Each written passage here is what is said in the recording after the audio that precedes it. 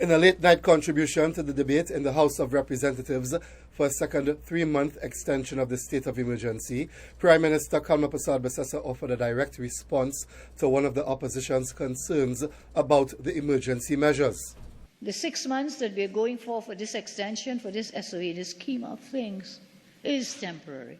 It is temporary. And you are now trying to tell people, what was the word Member Ruka Lopino used? Was it rolling over, and telling me we will have this SOE for 5 years? Well, you're wrong. Nothing is further from the truth. And the Prime Minister added to comments made earlier in the debate by Attorney General John Jeremy. The rule of law is for one and it is for all. We firmly believe in that. It cannot be only for black boys. It cannot be only for the 1% that the AG mentioned. It cannot be only for people of Indo origin or Chinese, whichever. Rule of law is for every single one of us, regardless of race, as I said, religion or creed. Attorney General Jeremy said the government would not be deterred in its drive against gang-related crime and gang-related activity.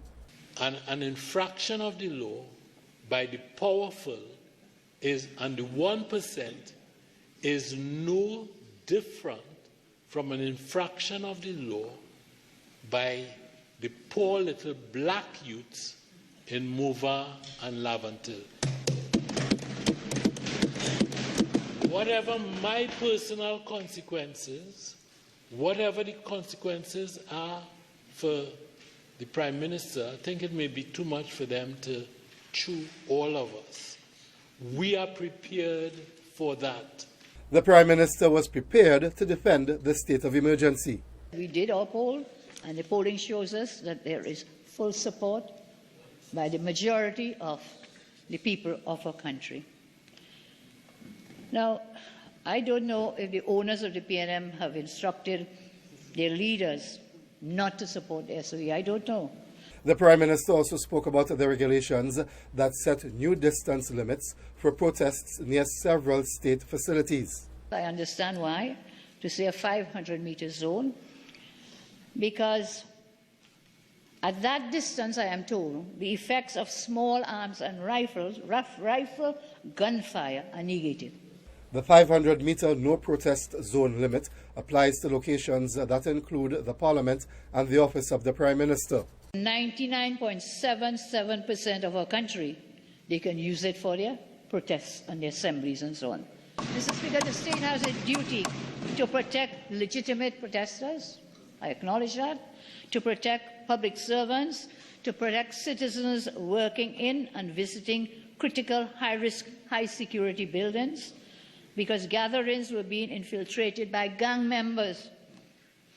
Gatherings were being infiltrated by gang members. That's what the intelligence shows us. The Prime Minister and the Attorney General spoke about reductions in murders and other serious crimes during the two SOEs since the 2025 general election. The state of emergency is not an affront to liberty. It is not to take away liberties.